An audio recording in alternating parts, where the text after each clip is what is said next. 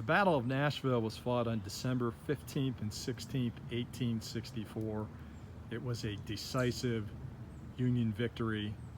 The Army of Tennessee was routed and retreated toward Franklin. If you're looking to find a core battlefield from the Battle of Nashville, you're going to have a hard time finding it. Not much is left.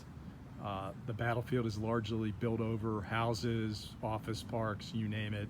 One of the few sites that is still around is called Shies Hill, and it was here on December 16th, 1864, about 3:30 or 4 in the afternoon, that Union forces routed the Confederates, leading to the Army of Tennessee's retreat to back to Franklin. We're going to take you up to Shies Hill. We're going to see how long it takes me to get up to the top. Hopefully it won't take me too long. Of course, right here, 20th Tennessee Colonel William Shye was killed, and Thomas Benton Smith, a Confederate general, was captured here.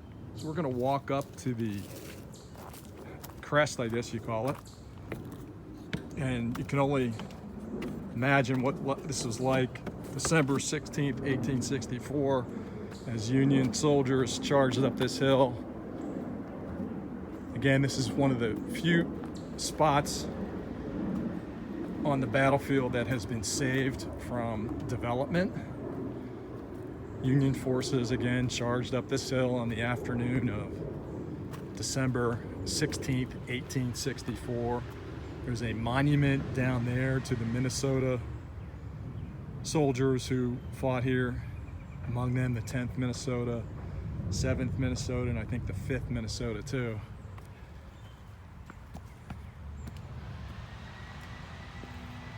And this is quite steep. We're in the middle of a neighborhood. You can hear, I think, a lawnmower in the background. I'll stop here for a second, give you a little view. We're only part way up Shies Hill. That's Benton Smith Road that you see down below. Thomas Benton Smith, of course, is a pretty interesting story. He was captured here, and then as he was being marched into captivity, he was struck over the head 3 times by a Federal colonel named William McMillan, struck on the head with a sword.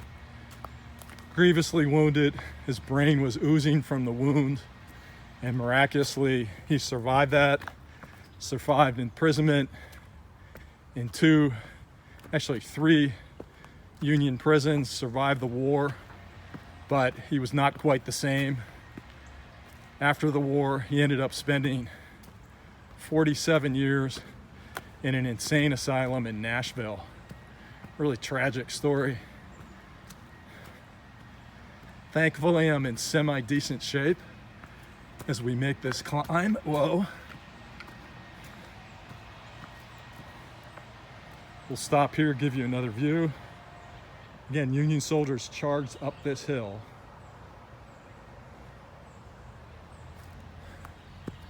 We'll keep going here. There's some roots, tree roots have grown.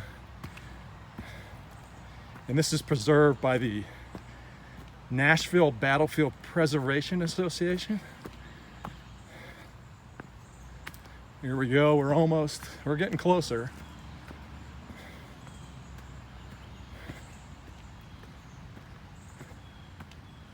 Up at the top of Shies Hill is a small open space.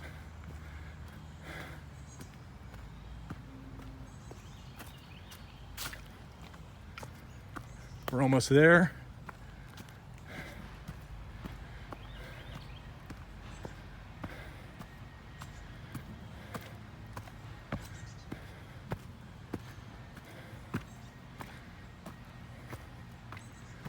There we are. We've reached the crest.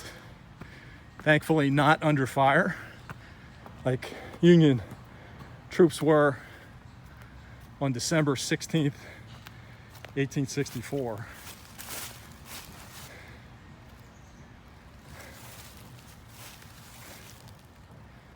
Peachtree Hill, which was also a Confederate position, is off in the distance. I believe it's a couple miles, and that too has largely been developed. We'll take you over here. In the winter, when there's not as much cover on the trees, you can have a much better view. Nashville is down that way, about 5 miles. And south is Franklin, which is in that direction up Granny White Pike, which was here during the Civil War. So there you go. I made it. Not quite like conquering Mount Everest, but a pretty decent achievement. In about 4.5 minutes, made it to the top. Again, this is Shies Hill, one of the few spots on the Battle of Nashville field that is undeveloped.